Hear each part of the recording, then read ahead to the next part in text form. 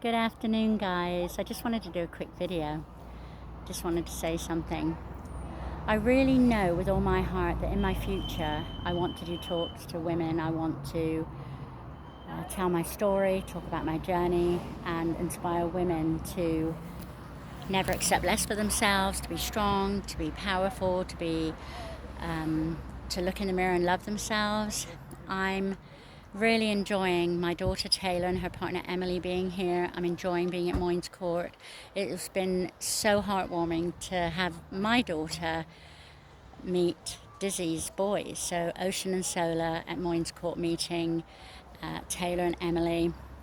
It's been great having all my friends around me and good people, really good people.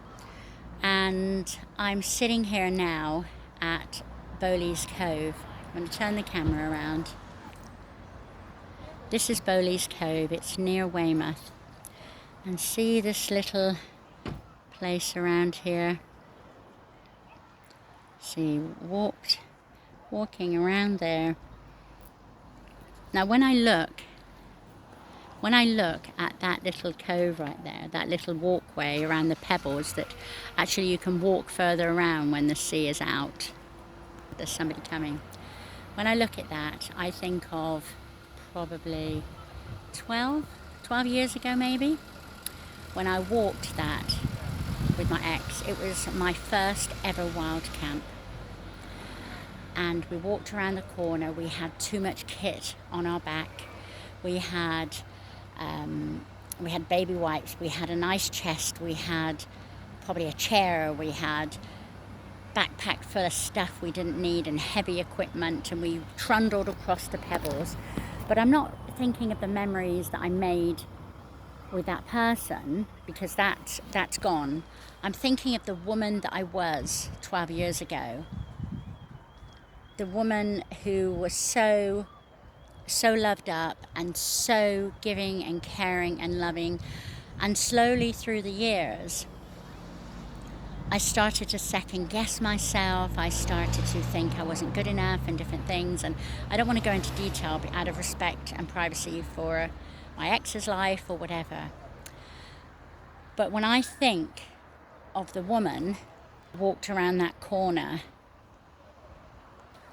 so full of life and love and looking forward to a future, and then everything changing, going wrong, and the relationship not being what I thought it was, and me feeling less of myself sometimes, and me working so hard at my job and working so hard cooking and doing things, and then it all changed because of COVID. And this is not me being a show-off. It is not me saying that I'm better than any of you, or I have all. It's going to make me emotional. It's not me saying that I have the answers, but I know that the reason I've gone through some things in my life, the reason I hid in an attic cupboard when I was a little girl because I was afraid that my first foster father was going to come and find me. I was afraid of him, immensely afraid of him, and I hid in the attic cupboard and slept instead of in the lovely bed that my foster mother had bought me, my second foster mother, because I was afraid he was going to come and get me, or my foster brother was going to come and get me. And it took me a while, through love and absolute love, for months of being in this loving family with my two sisters, my three foster sisters, and Uncle Jesse and Auntie Carol, to tell me that I was safe, that no one in this household was going to hurt me. And the licks of Solly, the boxer dog, comforted me, and my foster sisters and my sisters comforted me, and I had love around me for the first time. And Lisa Watson up the road and her sister Sarah and their mom Janet had love for me, and all of that. And I think of how strong I've become walking.